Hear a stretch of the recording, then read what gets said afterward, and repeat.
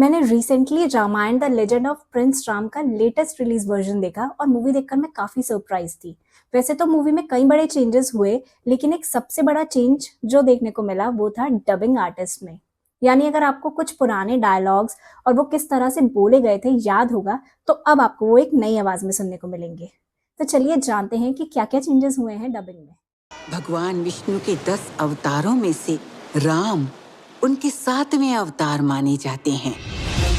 भगवान विष्णु ने 10 अवतार लिए हैं। विश्वास किया जाता है राम उनके 7वें अवतार थे। मुझे ना राज्य चाहिए और ना ही सिंहासन। मेरे लिए आपका वचन इन सबसे बड़ा है पिताजी।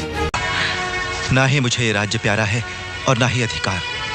मुझे जाने से पहले आपका आशीर्वाद मिल जाए तो बहुत है पिताश्री।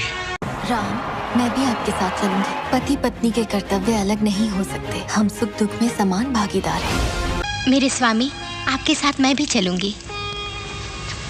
पर सीता, तुम जैसे पति का धर्म है, स्त्री का भी वही है। जो भाग्य आपका है वो मेरा भी है। ये सच।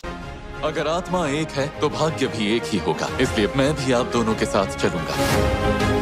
एक आत्मा है तो उसका भाग्य भी एक ही होगा।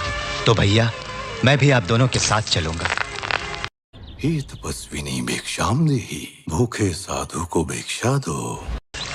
हे पुण्यवती देवी, हम तुमसे भिक्षा मांगने आए हैं। मैं सीता को बचाने का हर संभव प्रयास करूंगा। ओह जटायु, तुम दोषी नहीं हो। मेरी प्रिय पत्नी को बचाने में तुमने तो अपने प्राणों का मोह भी छोड़ दिया। वैसे तो फैंस में इस बात को लेकर काफ़ी अलग अलग ओपिनियंस हैं, और हों भी क्यों ना, आखिर ये फिल्म हमारे बचपन का हिस्सा जो रही है, और मेरी ही तरह कई लोगों को इसके थिएट्रिकल रिलीज का भी इंतज़ार था। तो जानते हैं कि वो क्या रीजंस थे जिसकी वजह से इसकी डबिंग को चेंज करना पड़ा। हाँ, अगर अभी तक आपने चैनल को सब्सक्राइब नहीं किया तो सब्सक्राइब कर लीजिए और बेल आइकन प्रेस करना मत भूलना। तो जापानीज कंपनी टेम्को, जो कि ओरिजिनल लाइसेंसर है Ramayana the legend of prince Rama movie की, उन्होंने इसके जवाब में फैंस को बताया कि इसका जो ओरिजिनल डब है वो बेस्ड है 1993 के इंग्लिश वर्जन पर, जिसको गीक पिक्चर्स इंडिया ने डब किया था।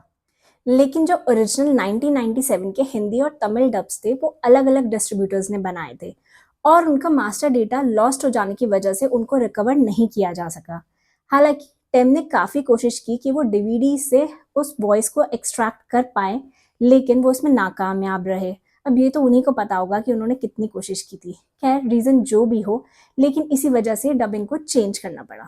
तो पुराने डबिंग आर्टिस्ट को रिप्लेस करके अब कौन से नए आर्टिस्ट आए हैं, चलिए उनके बारे में जानते हैं। अरुण गोविल, जिन्होंने श्री राम के कैरेक्टर को आवाज़ दी थी, उनकी जगह आ गए हैं युद्धवीर दहिया। नम्रता सहाने, जिन्होंने सीता माता के डायलॉग बोले थे, उनकी जगह अब आवाज़ दी है सोनल कौशल ने। तो वहीं शक्ति सिंह की जगह लक्ष्मण को आवाज़ दी है उपलक्ष कोचर ने।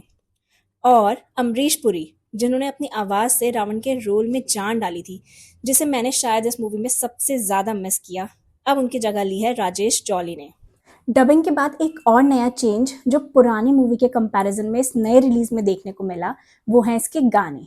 अगर आपको याद होगा तो पुराने गाने जैसे कि जननी में रामदूत हनुमान और वानर सेना वो हिंदी में थे, लेकिन इस बार आपको वो गाने संस्कृत में सुनने को मिलेंगे।